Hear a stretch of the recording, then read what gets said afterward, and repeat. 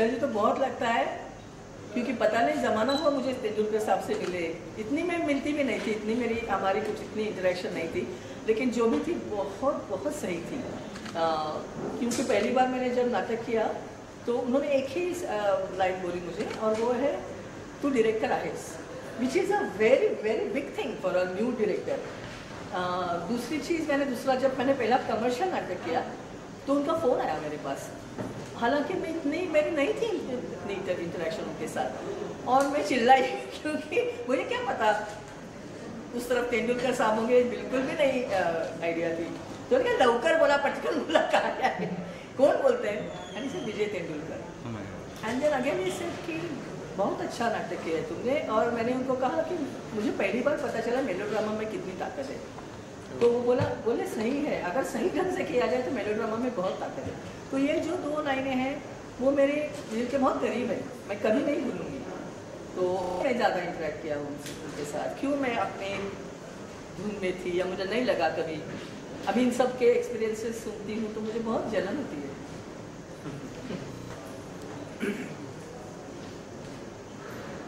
अब जब मैं बाकी लोगों को सुना तो मुझे महसूस हुआ कि जितना हम जानते तेंदुलकर के बारे में उससे ज़्यादा हम नहीं जानते। तो समझ बढ़ गई, समझ। और इसका एक कारण ये भी हो सकता है कि वो बहुत कम बोलते थे, लिखते ज़्यादा थे। उनको समझना है तो सारा उनका लिखा हुआ फिर से पढ़ना होगा, और अस्तित्व के जो अनेक स्तर होते हैं, एक लोअर डिनोमिनेटर भी होता है हर आदमी का, जिसकी उनको खाना पीना होता है, मुझे भी खाना पीना होता है,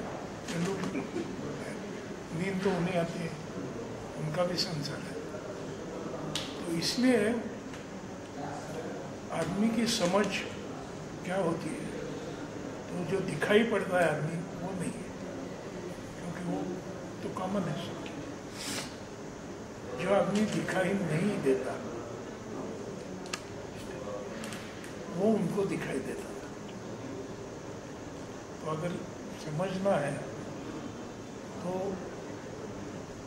उनकी आंखें नहीं, सिर्फ उनकी मन की जो आंखें वो अगर आ गई तो ये हमारे साइकियाट्रिस्ट ज़्यादा समझदार हो जाएंगे। इंफॉर्मेशन मिलती है, लेकिन इंफॉर्मेशन का मतलब क्या होता है ये समझना है तो पहले वो पाठ्य पुस्तकों से इंफॉर्मेशन लीजिए और फिर तेंदुलकर पढ़िए, तो आपको समझ आएगा वहाँ क्या लिखा है।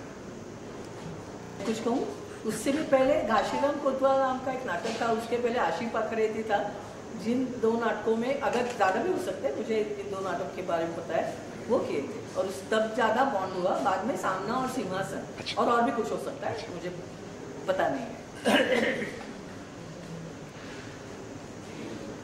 एक बात गौर से देखिए, तेंदुलकर ने जिन फिल्मों का स्क्रीन पे यानी पटकथा लिखी है, और वो फिल्में जो बन गई हैं, वो चाहे जब्बार पटेल ने बनाई होगी, सामना, सिंहासन, उम्बरठा, बेनेगल ने बनाई है निशांत और मंथन, गोविंद जी ने बनाई है आक्रोश, अर्धसत्य, केतन मेहता ने बनाई है वल्लभ भाई पटेल। तो जब तक तेंदुलकर उनके साथ थे उनकी फिल्में याद रहती हैं,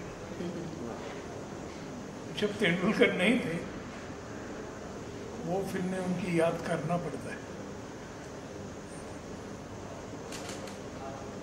तो इनका जो अंदाज था,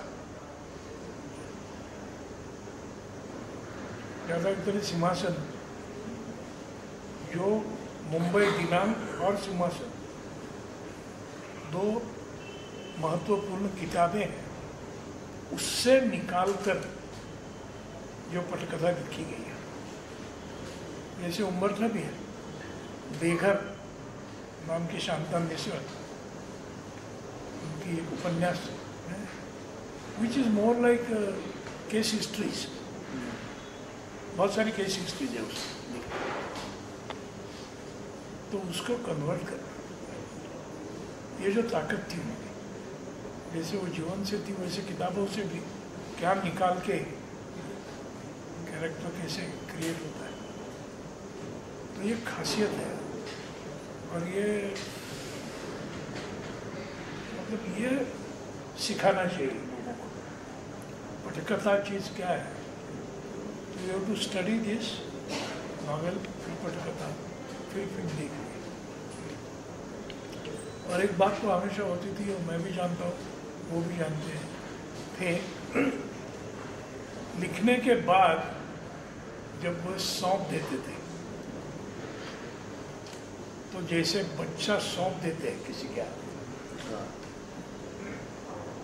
कि वो अब मुझसे अलग हो गया, अभी उसका क्या होने वाला है ये मैं जानता नहीं। और पर्सनल बारे में मैं ये बहुत अच्छी तरह से जानता हूँ, क्योंकि घाशीराम मैंने बहुत साल किया है। पहले ज़माने में हिंदी में तो पता नहीं क्या आवड़ती रानी नावड़ती रानी जो मराठी होती थी, हिंदी में होती थी क्या? पसंद की रानी और नापसंद रानी, पूर्वी जो राजे थे जो बहन, एक आवडती राणी असेल, एक नावडती राणी, तसं मी त्यांचा नावडता नाना होता। उनके पसंद का नाना उन्हें अमेरिका के न्यूयॉर्क में जो अंग्रेजी घाशीराम हुआ था, तब उन्हें उनके पसंद के नाना और घाशीराम दोनों मिले थे। और ये जाहिर है, क्योंकि जाहिर कहा था उन्होंने, क्योंकि शायद हमारा प्रोडक्शन जिस तरह हुआ था, तो उनको लगा था कि जो घाशीराम कोतवाल नाटक का टाइटल है उस पर केंद्रित है, तो शायद नाना ज़्यादा डोमिनेट हो गया, पता नहीं। लेकिन मैं इससे वाकिफ था। इसका मतलब ये नहीं कि उन्होंने, वो मुझसे हमेशा समझदारी से रहे, बहुत सराहा उन्होंने और सुना भी। ये उनके सामने मैंने भाषण किया है कि जब वो अध्यक्ष थे और मुझे बोलना था घाशीराम को, तब मैंने कहा था। और मुझे इस बात की खुशी भी हुई कि उनकी पसंद का घाशीराम उन्हें मिल गया, लेकिन मैं पसंद का नहीं था, इसलिए मुझे कुछ बुरा नहीं सहना पड़ा। वो हमेशा अच्छी ही थी मुझसे। And in my making I think there is lot of unseen contribution by Tendulkar, Jabbar, उनके साथ में। और ये जैसे आप आगे चलते हैं तब समझ में आता है कि in your making these people surreptitiously come, आप जानते नहीं उसके साथ कहाँ से क्या आता है।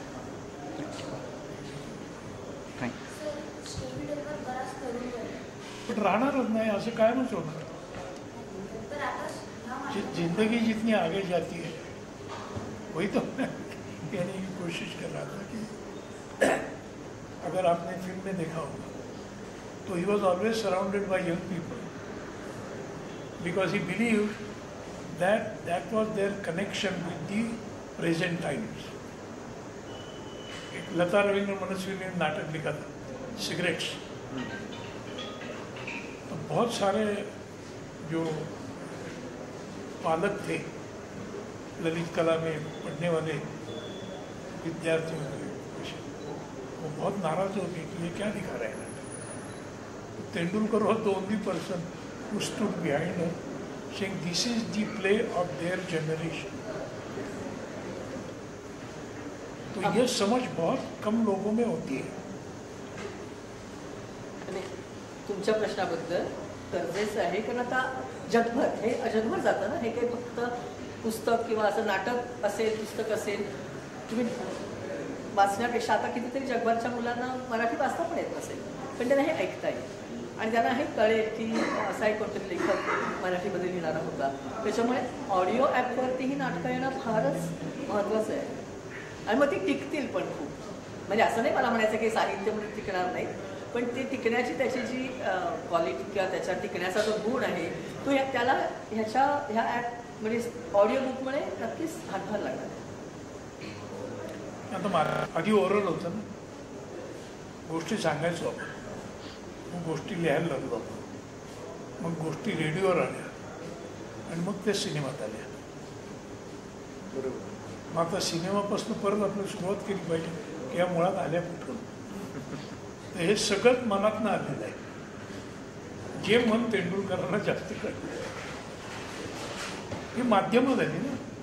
टेक्नॉलॉजी जशी प्रगत झाली, म्हणजे आता पूर्वी ज्या माणसाला लिहिता वाचता येत नाही तो तेंडुलकर कसा वाटणार. मग श्रुतिका होत्या ते, मग सिनेमे आले ते कळायला. पण या दर माध्यमात जाताना त्यातलं काहीतरी राहतं, ते पकडणं महत्त्वाचं आहे आणि स्टोरीटेलमध्ये सुद्धा तो पकडण्याचा प्रयत्न झाला.